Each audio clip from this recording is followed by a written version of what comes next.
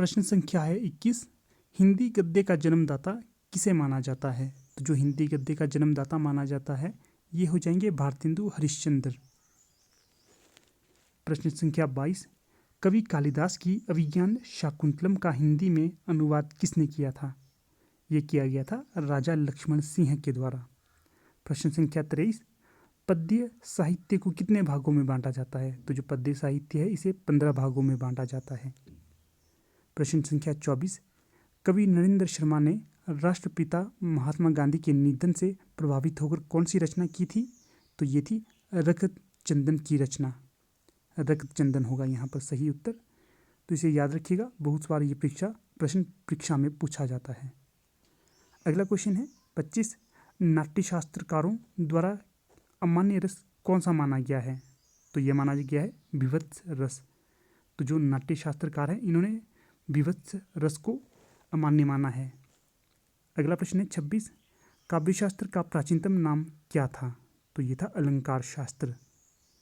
अगला प्रश्न है रीति संप्रदाय के संस्थापक कौन थे? तो जो रीति संप्रदाय के संस्थापक माने जाते हैं तो यह आचार्य बामन। रस संप्रदाय के माने जाते हैं भरतमुनि, ये भी याद रखिएगा। अलंकार संप्रदाय के भामह माने जाते हैं। अगला प्रश्न है 28। हिंदी में काव्यशास्त्र के प्रथम आचार्य कौन थे? तो ये थे केशवदास। अगला प्रश्न है साहित्य शब्द किस शब्द से बना है? तो ये बना है सहित शब्द से। अगला प्रश्न है 30। हिंदी साहित्य में जीवनी साहित्य का प्रारंभ कौन से युग में हुआ था? तो ये हो गया था भारतेंदु युग में। अगला क्वेश्चन है 31। इसमें पूछा गया है हिंदी भाषा और साहित्य के लेखक हैं, तो ये हो जाएंगे श्याम सुंदर दास। अगला क्वेश्चन है 32। संस्कृत प्राकृत अपभ्रंश की नसैनी का खंडन किसने किया? तो ये किया गया था रामविलास शर्मा के द्वारा। अगला क्वेश्चन है अपभ्रंश को अब कोई पुरानी हिंदी नहीं कहता, किसका कथन है? हजारी प्रसाद द्विवेदी का। अगला प्रश्न है पूरा अपभ्रंश साहित्य पुरानी हिंदी है, ये कथन किस विद्वान का है और किस पुस्तक से लिया गया है? तो ये कथन हो जाएगा राहुल सांकृत्यायन का, और ये कथन लिया गया है हिंदी काव्यधारा नामक इनकी पुस्तक से। अगला क्वेश्चन है 35।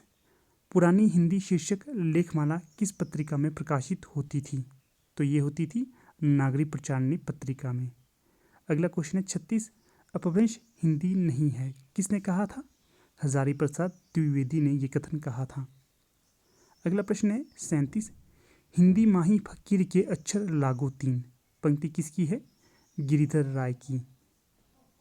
अगला प्रश्न है 38। हिंदी की उत्पत्ति के संदर्भ में परिचित मान्यता स से ह बन जाने को किसने सिरे से नकार दिया था? तो ये नकार दिया गया था रामविलास शर्मा के द्वारा।